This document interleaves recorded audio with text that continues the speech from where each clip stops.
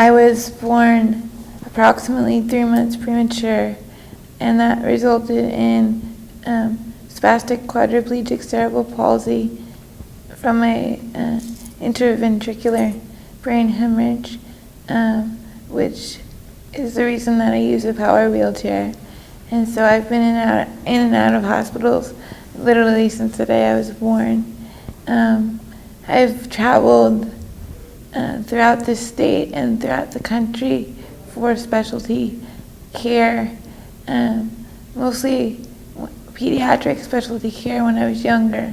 I'm 27 now, so, but the main thing about the healthcare, there are two big barriers in the healthcare system as I see it, and that is the transition from pediatric care to adult health care for people with disabilities and complex medical conditions, because we're living longer now and we have complicated medical histories, but adult healthcare providers are not used to dealing with the kinds of issues that a lot of folks who were born with disabilities or who acquired them as children have.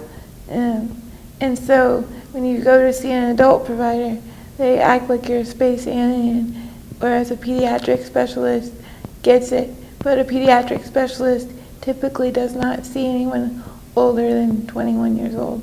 So there are major health disparities for people with disabilities that don't exist for people without disabilities.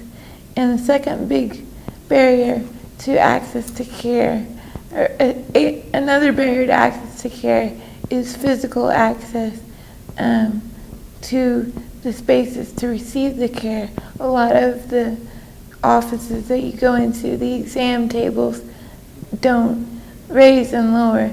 They don't have patient lifts to lift you onto the exam tables. Doorways may be too narrow.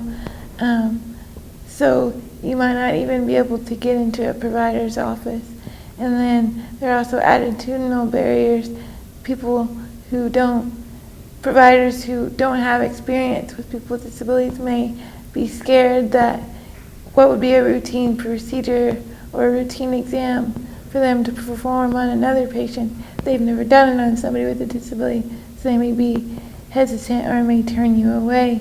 And a third barrier is that a lot of folks with disabilities rely on programs such as Medicaid and Medicare for their health care coverage at the moment. And especially with Medicaid, not a lot of healthcare providers take Medicaid, so it takes a while to find a primary care physician. And then even when you do find one, they may not have any experience at all with your disability or how to deal with that. I'm an independent self-advocate at this point. I haven't joined up with any of this. But I foresee a time whenever I might even form my own group or at least coalesce around people with similar. Actually, GIMP Girl Community is who I'm here representing, and we do, it's not our focus, healthcare isn't our focus, but we do talk about healthcare a lot. It's an online organization for women with disabilities, and we have weekly support meetings. And it's surprising how often healthcare comes up, and we have women who, from the age of 16 all the way through their 80s and 90s, who participate with us, and they're from all over the country and all over the world, and we all have similar struggles, even in different healthcare systems.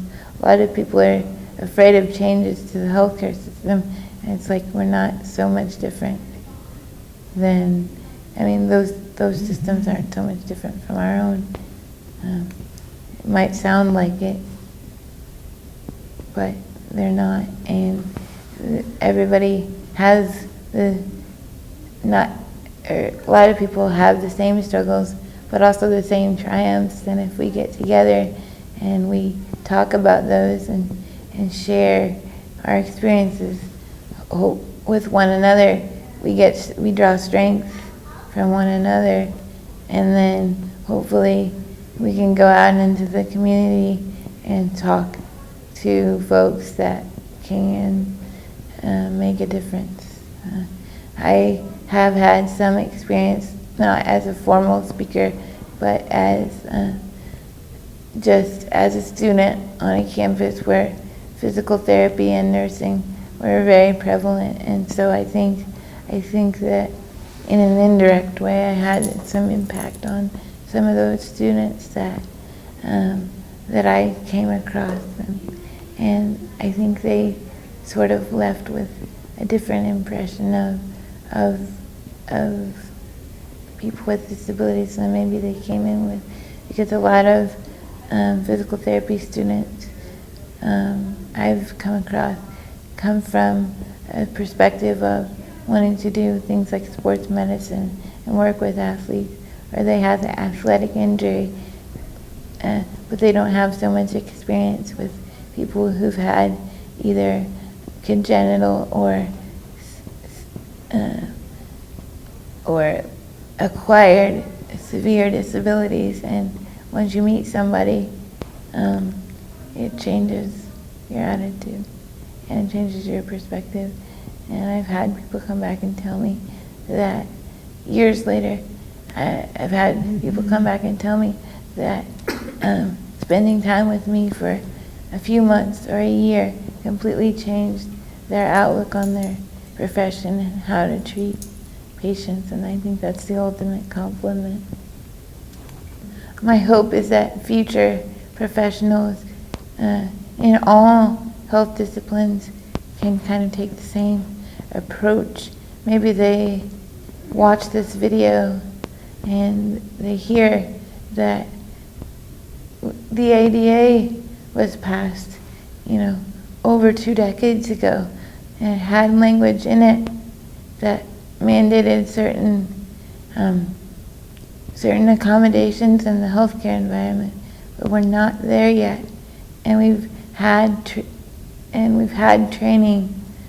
These people have had more training now on holistic approaches to medicine, but we're not there yet.